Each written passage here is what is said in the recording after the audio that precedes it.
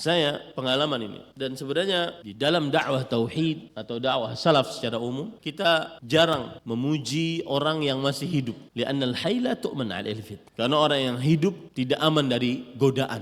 Tetapi ini istiqnas lah. Ini hanya sekedar penyebutan. Mudah-mudahan syekh yang kita sebutkan diberikan istiqamah oleh Allah sampai akhir hayat. Suatu saat saya di Masjid Jami' Al-Barakah. Waktu itu daurah Profesor Dr. Ibrahim bin Amir Ruhaili. Dan dari dulu saya mengenal beliau ahli ibadah. Setiap jam 9 pagi senantiasa salat duha. Jam 9 pasti salat duha. Istiqamah itu yang dicari. Wahai salafiyin, wahai ahlut tauhid. Suatu saat beliau tentunya dalam keadaan safar di Jakarta. Kemudian setelah salat maghrib tidak ada daurah. Setelah berzikir lama dan benar-benar berzikir para ikhwan. Ingat ya.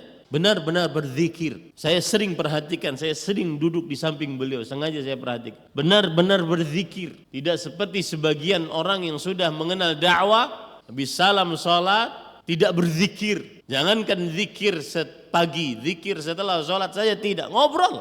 Maka para ikhwan yang dirahmati oleh Allah Subhanahu wa taala, habis berzikir lama, kita nunggu nih, Syekh mau kemana? Ternyata saya salat 2 rakaat. Saya langsung tanya kepada pengawalnya, Syekh enggak jamak atau enggak qasar? Enggak.